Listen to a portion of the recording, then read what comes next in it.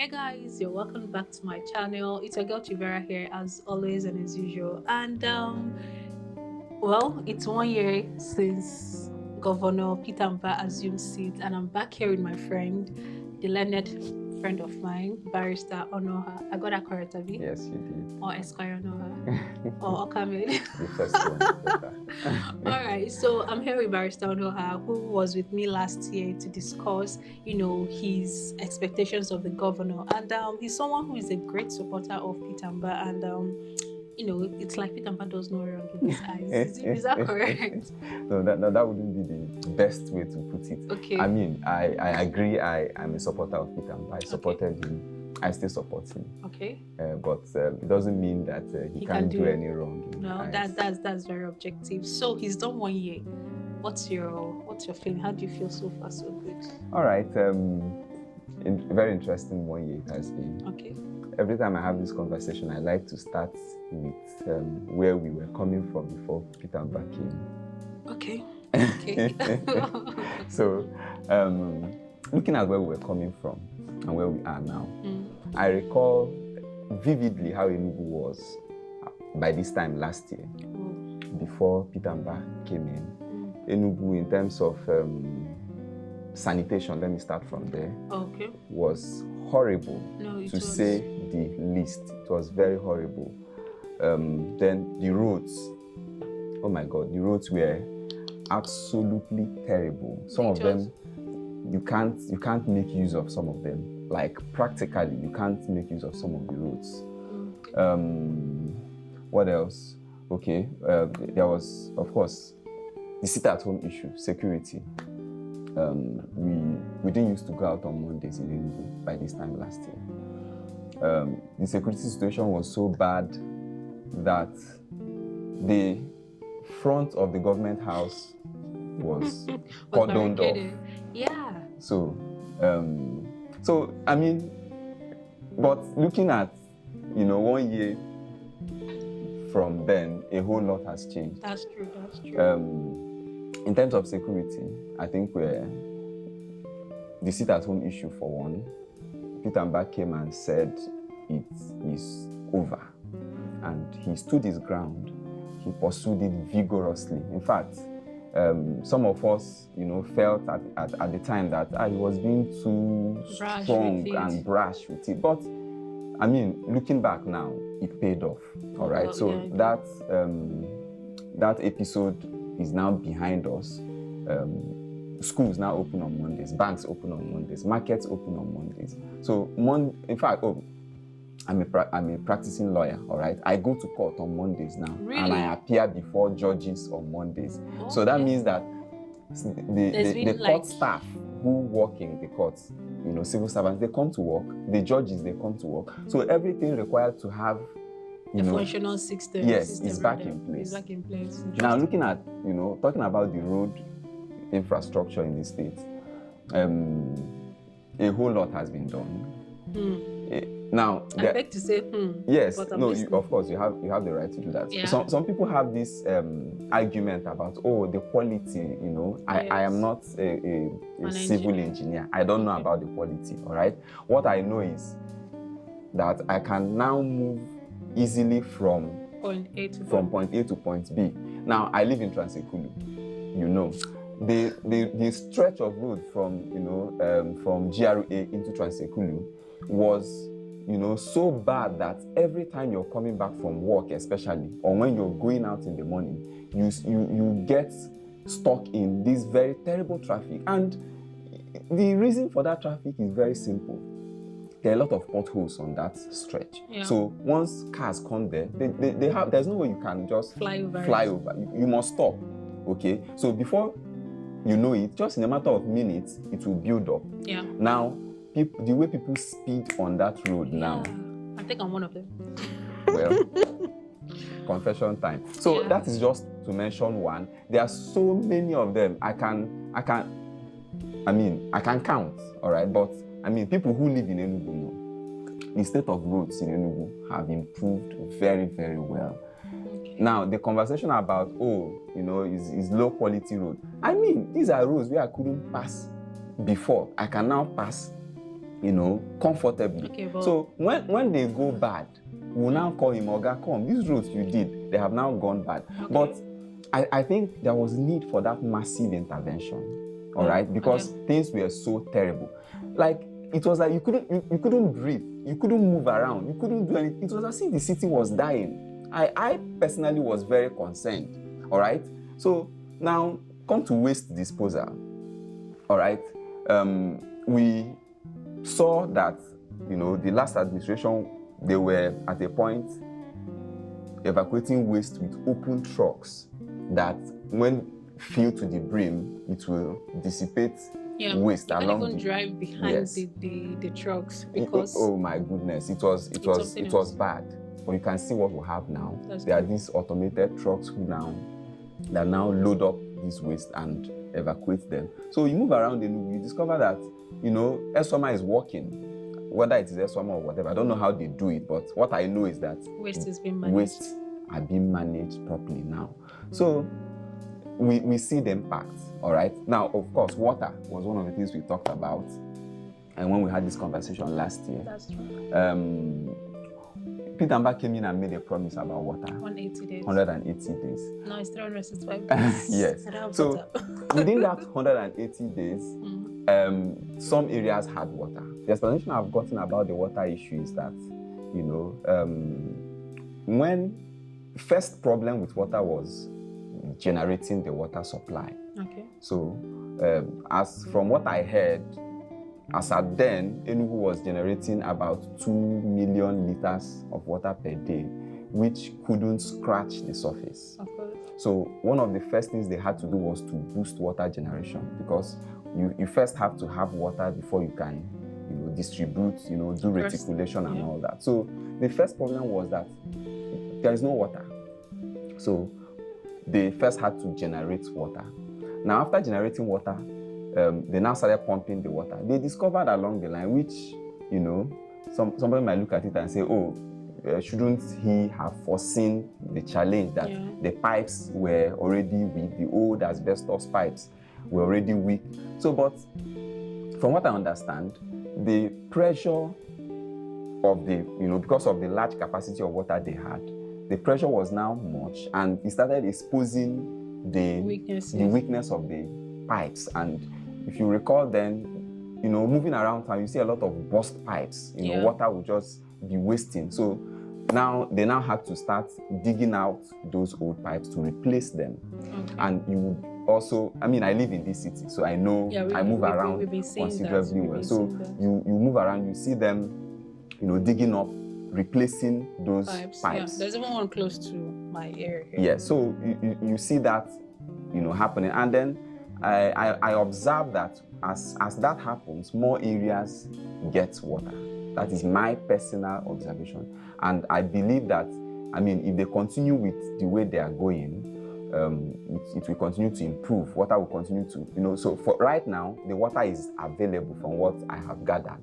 So the challenge now is with moving the water to the different areas and locations and neighborhoods. Okay, so let me ask you, for you that's getting water now from the government, are you being charged for it? Well, right now, I live in an estate, so we have a management where we pay in monies and all that. So I am not personally aware of how they charge for now, or whether they are still trying to get the thing up and running before they start charging. I don't know, but since this is May, since January, I have had water. I'm so jealous right now. I have had water, and I don't have. with the reserve I have, I don't think I'll need to buy water in another 2 months. Interesting.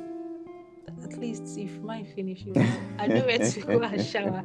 Anyway, so next thing, I remember when he was sworn in, you wrote an open letter to him, making demands and all that. So going back to that, your letter, what would you say? Has he been able to do 1/4, half, or everything on that letter? Yeah, that open letter, I raised a whole lot of issues. Yes. A whole lot, because in fact, I had to take. I had to go back memory lane.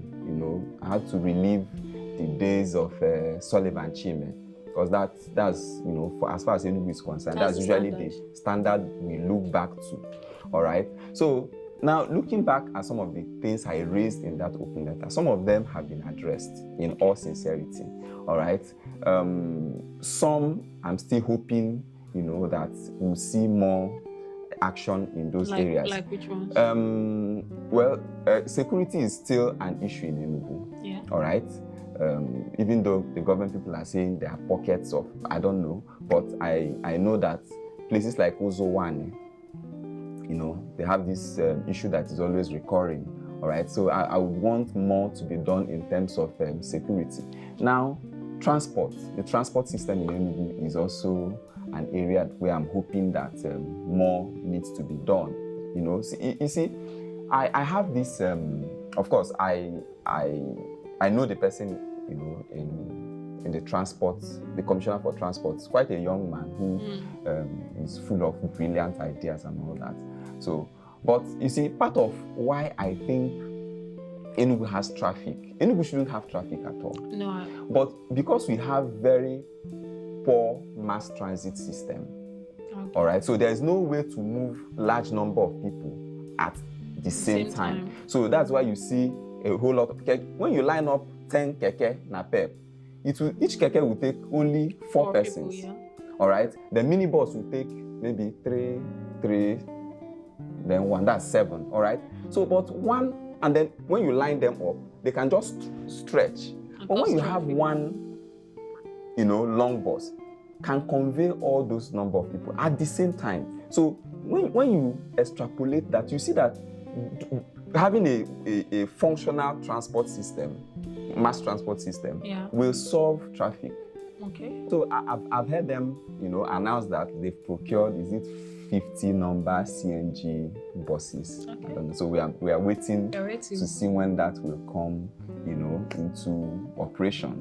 So yes, some of the concerns I raised in that open letter have been addressed. In fact, I'm hoping I will even write one more because for me, it's one of the ways I engage too. All right, the fact that I supported Peter Mba, and I still like to say I support him still, doesn't mean that I don't have demands.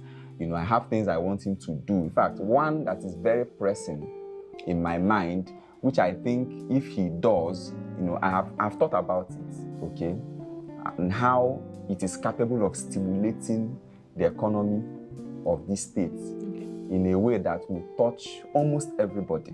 All right, I'm a lawyer. Of course. All right. Every year we have what we call our annual general conference.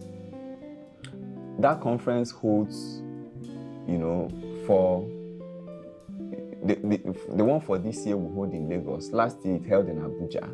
I am looking forward to Governor Peter Mba, who incidentally is a lawyer. His deputy is a lawyer too. I'm looking forward to them attracting the hosting of that conference to Enugu. Okay. What it will do to this state will not recover from it very quickly. I'm telling you honestly. Really? There are usually between 15 to 20,000 lawyers officially registered for that conference. Not to talk of lawyers who don't register, not to talk of other people who just for the sake of that conference will, come into the city. Now, if Enugu attracts the hosting of that conference, if Peter Mba, because it has to be through him, he has to work hard to, liaise with the necessary authorities to make it happen. If it happens, imagine that 20,000 people come into Enugu. All the hotels are fully booked. Everybody who does transport business will make money. Yeah. Now, these 20,000 plus people will eat morning, afternoon, and night. The market woman selling pepper in Afiababa or in Mayo. It's the ripple effect. Now, the ripple effect will be so massive. So the way, now, it's something that I intend to write about it because I know how much it can stimulate the economy. So that is one of the things that, is pressing on my mind. I will want to bring to his attention if I get to write. So there are things that I believe he can still do. Another pressing issue will be the issue of real estate in housing. Let me talk about housing. Housing has been a challenge. All right, it has been a very huge challenge. It's true, the private sector has been working, but government needs to do housing for the average civil servant. That woman or that man on grade level 4, grade level 5, who earn, just basically a little above minimum wage. So the average rent in Enugu for a decent apartment, you'll be looking at 300, 400, 500,000. Yeah. Just average for a 2-bedroom apartment. Or even 1 bedroom. Or even depending 1 bedroom. On the area. So sometimes you wonder how civil servants. So that is why we have government. All right. So government should be able to do mass low-income housing. Housing scheme. But I think I would also comment on that. When we say this low-income mass housing thing, they do it, but what they come out with is something that is almost not livable. Do you understand? I say this because one time I was at Hillview Estate, they had something like that, although it's not from the government, but they did it in such a way that an average person can afford. But you're walking into the house, it's 2-bedroom. The living room cannot take like serious 2 couches. I'm serious. There is no dining area. Then you go to the kitchen, it's like it's only you that is cooking because you can't be 2 in there. It's so small, and they make it affordable, if you're going to use that term, but at the end of the day it's not functional. So I'm also thinking, I'm also lending my voice that when you decide to write, they should please make it a functional apartment, so that it's not like you're giving people low income housing, then inside that low income is like a box of match or matches. So you guys should just go suffocate in there, because it really pains me when things like that come up and they're telling, oh, it's government intervention for yada yada, and nobody can live there. Do you understand? So that makes, because it's going to defeat the aim that if nobody can live there, they're now turned back to the private investors, who may give them something comfortable but at a higher rate. So that is that. But so far so good. We've been speaking good about the governor. So anybody watching might be like, Enugu, I really enjoy, There are other sides that I'm sure he may not have met your expectation. I don't even want to talk, because this is all about you. You were here last year saying you should believe in him, and now this year I'm here to do like a scorecard if he has met. But are there areas where you feel he hasn't really been doing well and should step up on? Well, yes, I have my concerns. Okay, as much as I have, the positive sides, there are areas where I think he could have done better. Let me start with the issue of taxation. Yes, please. All right. I was waiting for that. Yes, taxation is first and foremost, everybody should pay tax. All right. Is a civic responsibility. The same way government will do the roads, government will do this, do that. So as a way to reciprocate what government is doing, citizens pay tax. That is standard in every part of the world. All right. Now, but the concerns I have with how it has been handled so far is that I see, number one is, first, whatever we do, I think we should approach it with human feeling. All right. First, you have to understand the state of the people you are governing. All right. And then first is, there's this general issue we have in the country as a whole with hardship, economic hardship. Yeah. The governor should understand that people are going through difficult times. Secondly, I heard news, about taxation on pure water hawkers, people who hawk pure water. They are required to pay certain amount of money per day. Now, you have people who sell by the roadside, people who basically depend on peanuts that they earn from, selling whatever they can sell just to survive, and then they are burdened with taxation. I think that is rather is tilting towards insensitivity. All right. Now, there's also the issue of double taxation. All right, which has been, it has been a recurring problem. Now, there's also the issue of the usage of touts to pursue this revenue. All right. So I'm not saying people shouldn't pay tax, but there should be, we are human beings. I don't think anybody would enjoy, being chased around by touts. And then, some of these touts, once you give them The power. mandate. You know, there's this thing we say in Igbo that a person whose father has sent to go to steal will use his legs to break the door. So it's the audacity. Yes, the audacity that some of these boys now used to go about what they do in such a very, uncivilized manner is very, painful to see.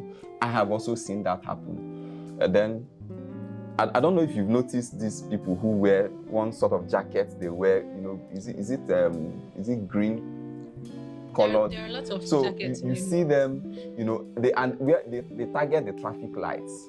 If you go to the traffic light, especially the traffic light at Bisala. So now, I mean, it doesn't. The optics is very.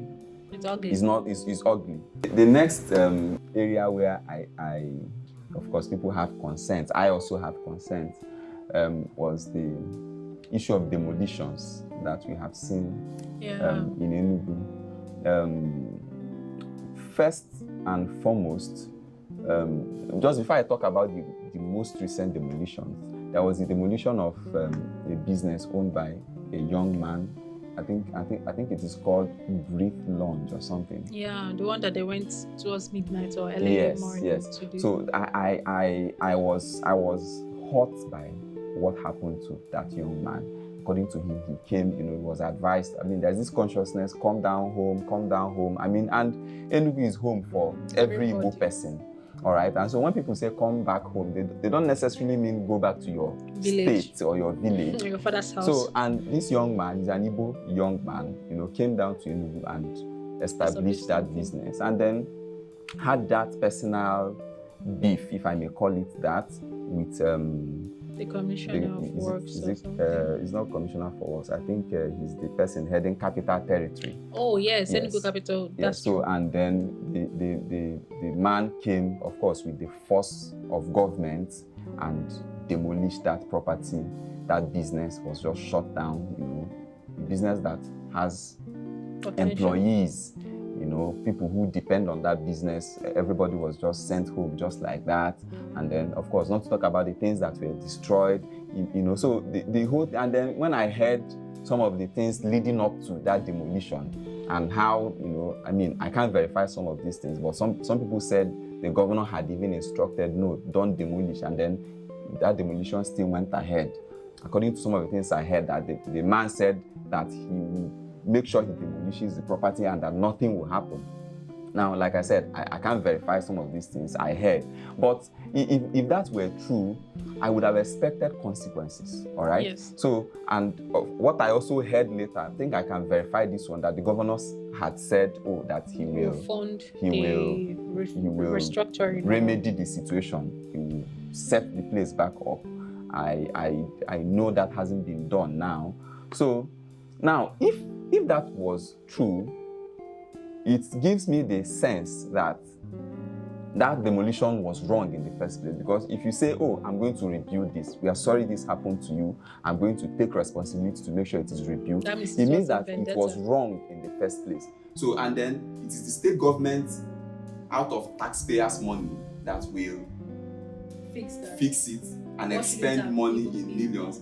That alone, in any civilized society, should have attracted consequences because somebody had done something wrong. All right, but if the action was right in the first place, you say, Oga, sorry, this thing was done properly, so nothing for you. Yeah. All right, so that is by the way. Now, more recently, the Dabus Kabash of demolitions. So we saw that happen. That Holy Ghost area, running from Osisa Tech up. My God, that's in fact, it was massive. The level of demolitions there is crazy. It's crazy. Well, I mean, coming from the legal side of it, every land in every state, it belongs to the state governor. It is at his pleasure. But he can only, he's there as a sort of a trustee, who will take care of everything for the interest of everybody in the state. So, I mean, even if you have a certificate of occupancy, the governor can revoke it if there is an overriding public interest. All right. So basically, what has happened there is that the governor and his team said they want to, that place was originally designed to be a park. Okay. And not, all those buildings. But then that still comes back to the question: Did somebody not approve all those structures before? Okay. That's a long case. Like that so would be let's an episode on it. let's leave that. Let's leave that one aside. But I've listened to some of the explanations he gave. They want to do a world-class bus terminal and all that. And then when we looked at, when we queried the human side of it, he said he paid compensation. I have looked at it, it's possible compensation were paid as he claimed, but sometimes or usually the compensation is paid to the owner of the building. But 9 times out of 10, the owner of the building is not the person running the business. No. So just rent out the premises to people. So now the owner of the business of the building would have collected rent, and then will still go to government and get compensation, and then the people who do business there are just left on their own. And you can't imagine. In fact, right now it's been about 2 or 3 weeks since that happened. Right now we can't even begin to comprehend the ripple effect that those demolitions will have. Now there are families who automatically have been sent to the village. There are people who depend, their daily, and now we have made the point earlier that the country is hard. Now imagine how hard the country is already, and then people are put out like this. Is a very sad one. No, it is, and then there's the news of people who claim that they didn't get enough notice. I mean, places like Merio and Gariki and even Abapa, those ones say that it was like a 48 hours or even like few hours to like, we are coming to demolish this before they could say, are you coming? Wow. Things were being taken down. So, and just like you said, human interest and then public interest.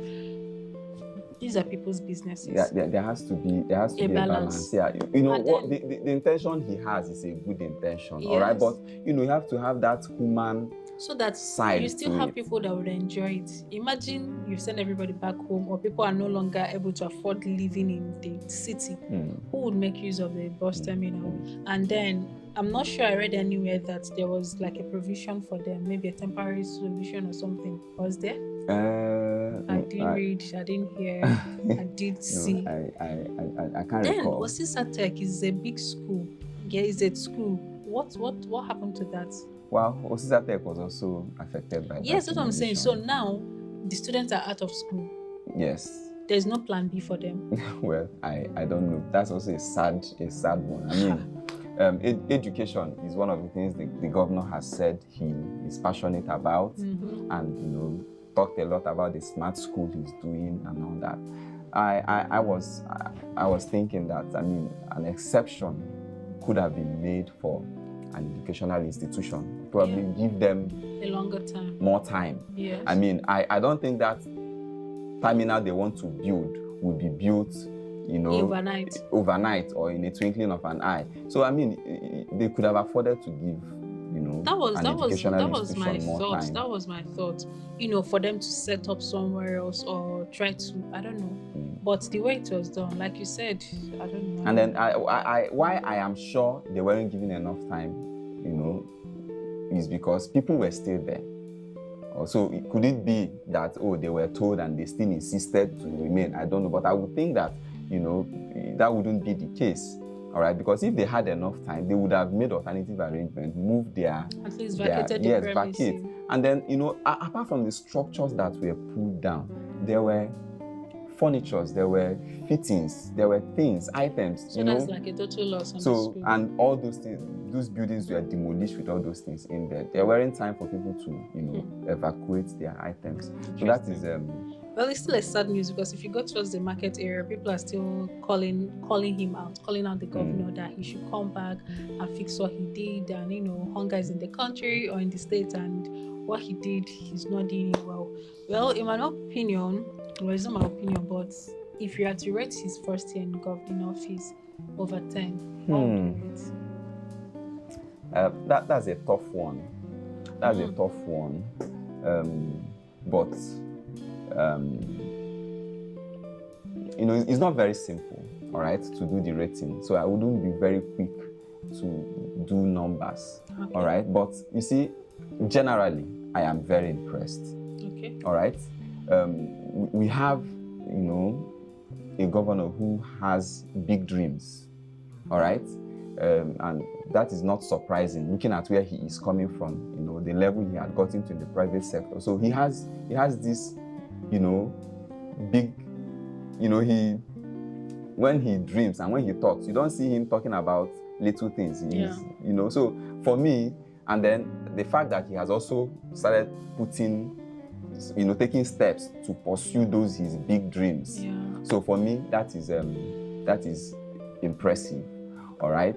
Then, of course, there are areas where we are not, we have concerns. We mustn't agree with him all the time with all his policies, but he's our governor, all right? So we can only, vent and say our own. Yeah. So, but to rate him, if I must put a number, that should be between somewhere around 7. Really?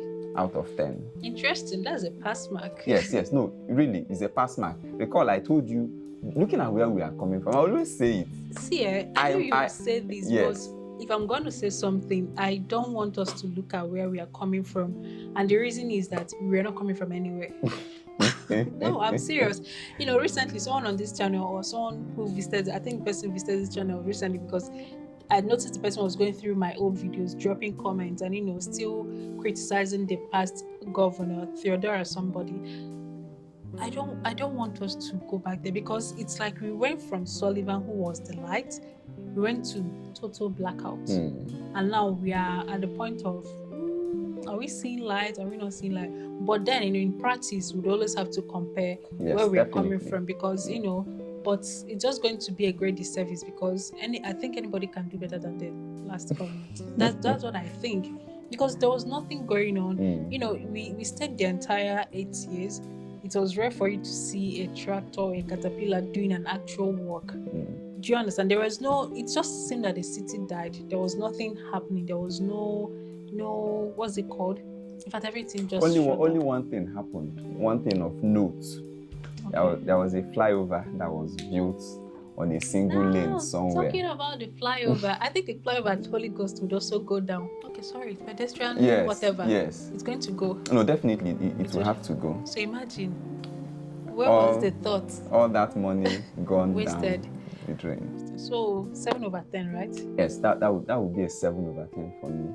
Okay. Because, like I said, at a point we couldn't breathe in this city. Yeah. It was hard. It was hard. Every day we were full of complaint, and then you see, and at the same time when the people were suffering some of the failures in governance, you see people going to sing and clap for. Yes. So it was very painful. I think what happened was this last tenure was what influenced the height of political jobberness, if I'm going to use that word, in Enugu, because nothing was working. The best thing that could work was for you to go to the government house, sing praises, say things, and you are giving essay on something, you're giving thanks for coming. That to the point that I think medical students at Parkland formed an association to say thank you to governor, and we are asking, what exactly are you thanking him for? But they came back with big fat envelopes. I had a gist of some students who gathered. I don't know if it's the same one you were talking about. Gathered other students. Okay.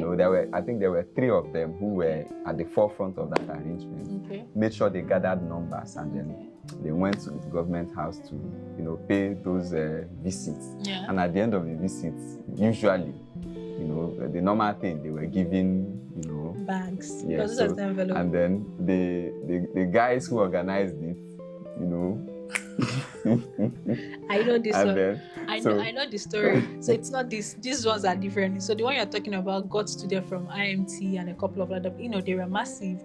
So when they got to the government house, they gave them money, and the students were hoping, to get a cut from whatever they was given to them. The ringleaders sort of disappointed them, didn't give them anything. So there was a bit of call out and calling out on social media. But it's what it is. For me, I'm impressed to an extent, if not for any other thing. Because personally, when people talk about governance, I say what I rate governance for is what an average individual benefits from the governance. You can't just keep telling me, oh, he's working in the air, Yes. and I can't say this is the dividend I'm getting from this democracy or from this person. So if for anything, the fact that he built that stretch of road from GRA into Transekulu is something I've benefited. At least I can't recall the last time I had traffic on that route. And then you said that you are getting water, which is not something you got last 8 years.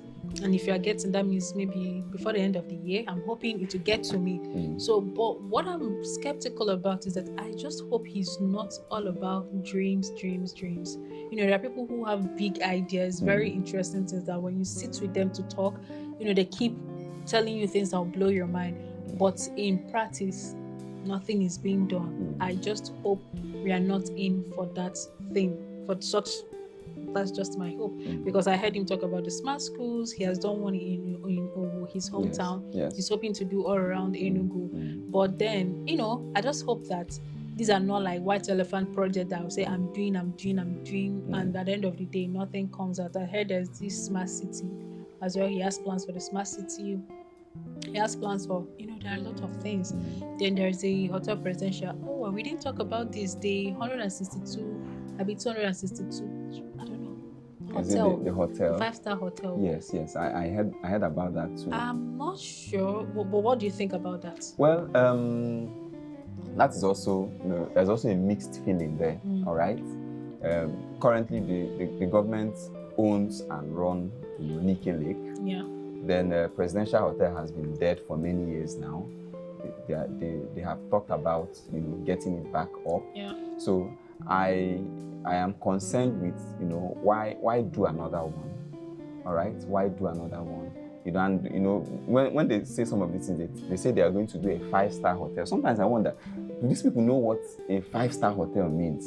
Like, when you see a proper 5-star hotel, I can bet you that whatever they are going to do, I don't know, all right, but I know they can't do a 5-star hotel in Enugu. And so at best they can do a 2 or 3 star. So people don't understand these ratings. They just somebody will build one, and now say it is a 5-star hotel. Well, fingers crossed. All right, fingers crossed. But I think that resources should have been channeled to some other better things. Yes, than doing a hotel. First, why not focus on bringing back Hotel Presidential? Yeah. Let that one be up and running first. Then if there is need to do another one, then you can. Of course, Nike Lake is it's been there. It's still functional, but So, but going to start a new one from the scratch. But then I get the idea. All right, I get the idea. The idea is that there's an international conference center in that same premises. Okay. All right, so and that project was started by Chimaroke Nnamani up to a point where, according to him, that is the former governor, he said he had built it up to 80% or so. Yeah, according to him, he said that, yeah. right? Okay, so but I mean, looking at that place, you know that there's still a whole lot of work needed, especially the fact that it has been abandoned for 32 years. I mean, that's quite a long time. 32?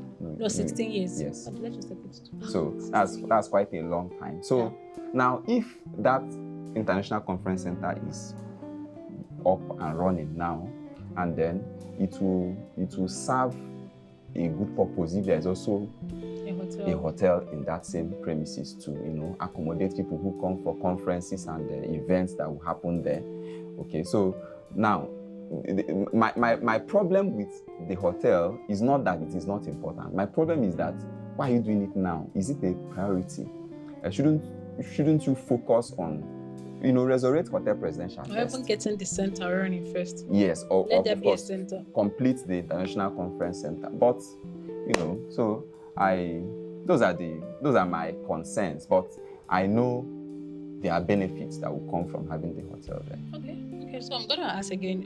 The 7 he got, could that be because of where we are coming from, or what's the actual expectation for him as a 21st century governor? At least when you Um, compare him with Oti. you see, like I said before, the city was practically suffocating. It was like, we were on life support. All right. So before you can, there's this talk about bringing in investors. And if people who follow me on social media will recall that there was a time despite being what you would call a supporter or a fan, I was calling him out. Oga, see, you can't be talking about investors when people can't move around the city. Do the roads. All right. If you recall, there was some sort of delay before the road projects kicked off. Yeah. Really, they now made that public announcement about doing 71 roads. That should be like sometime maybe In December, October, last year. November. Yes, they All said right. before December. Yes, it will they be now ready. said it. So I was agitated then because I wanted action immediately. That took a few months, but eventually we saw action all over Enugu. I mean, I can say this, and anybody who doubts it, I can personally take the person around these actual roads that he had done. So now, before you can talk about doing the big things, all right, you have to sort out, you have to do some sort of house cleaning. All right. So before you can bring in investors, you have to make sure that there is security. That thing about, these people don't come out on Mondays, there is insecurity here. You have to make sure you have dealt with it. All right. That is very, very basic. You have to make sure that people can move around. The city will have to leave life support where it had been and start breathing normally. Before we can now start saying, okay, Oga, we now have a conducive environment and atmosphere to now start doing the big things. So I think my 7/10 is actually based on where we are coming from. There is no way I can forget where we are coming from because it was like a pain in my flesh. And so I can't throw that away. Okay. Thank you so much for coming on today's episode. Guys, you've heard him. So 1 year after Peter Mba, his scorecard, he's been scored 7/10 according to Barrister Onoha. And we look forward to more things in this city. I mean, if the city progresses, the citizens and the residents would progress. And I'm wishing the governor, His Excellency, all the best. I hope all of his dreams come to pass because he's such a dreamer, and I'm saying this in the positive area. When you listen to him, he's full of beautiful ideas that you can imagine. You begin to see Enugu like, Yeah. oh wow, can this happen already? So that we'll reap the benefit. So sorry to cut in. On a very positive note, this is a very big kudos to him. For the first time, we saw him come as a sitting governor on Twitter Space. Okay. That is yes. X. It is now called X. And interacted Let's just keep calling it Twitter. I agree with you on that. I interacted with people. And for me, it was a proud moment for me as somebody who supports Peter Mba. And the reason is because it is not easy to just throw yourself out there. It's just like, throwing yourself out in the open. You don't know who is coming, to ask you questions. You don't know if it is so you are out there. You can face practically anything. All right, somebody can actually come on that space and throw insults. I mean, there's nothing pre-planned. Yeah. Okay, so he just exposed himself out there, and my goodness, he handled himself very, very well. Yeah. And I was very impressed because it made me happy and proud because for a while, after a while, we are now seeing somebody who is smart, who is intelligent, who can actually come out and, without any preparation, face questions and engage with the people. And let me say this, I hope that it doesn't just stop with him. I'm looking forward to his commissioners, local government chairmen, heads of, ministries and all that. come and talk to the people, engage with the people. If you don't engage with the people, you won't know what they want. And then sometimes, even if you are a lazy person, as somebody in government, and you are not really prepared to do anything, the fact that you start engaging with people, or the fact that you engage with people, will galvanize you to actually start doing something. Of course, because you hear what You they hear want them, and you then hear the take it pains back. of the people. So that one alone can push you to ginger you, I to totally agree with you. and I so agree with that you. is a very impressive one. I hope he keeps it up. Even if it is, I mean, I want to believe he's a very busy person being the governor. But even if it is quarterly, all right, come on, social media, engage with the people. And from my little participation in that spaces, people gave him ideas. There were some that he said, "Wow, this is a very brilliant idea. We'll take it back, look at it, and see what we can do with it." So that's a big one for me, and I hope he keeps it I up. totally agree. Because social media was very useful during the elections and the campaigns and all that. So a lot of people used it, got fans for themselves, and after the election, as usual, they disappeared. But for the fact that he came back and offered himself like a sacrificial lamb and say, "Ask me anything," and he was able to conduct himself without fear or favor or even losing temper, anything. It happened for 2 hours. It's something between 8 to 10 p.m. You see, so it's something that is commended. So that is that, guys. So if you have any questions or contributions, do leave it in the comment section and let me know what you think of the governor. I know a lot of people are still, I don't know if I should address that part. A lot of people are still questioning his legitimacy as the governor. Well, I don't know. The court has ruled, right? It's a done deal. As the way we say it, after once the Supreme Court has decided a matter, your next appeal will be to God. So I mean that matter has been laid to rest, whether people like it or not. The same way it is with that of the presidency, whether we like it or not, the Supreme Court has decided. So it is final, it is final. So we just have to move on from there. The politics is over. It's time for governance. It's time to start engaging him. Let's start engaging him to make sure we get the best. Okay. All right, guys. Until see you next time. Do have a lovely time, and who knows, we might come back to Barrister again to discuss issues arising from Enugu State. Until then, do have a lovely time, and please follow him on X, on Twitter. He's very outspoken, but for the good reasons. See ya. Bye bye.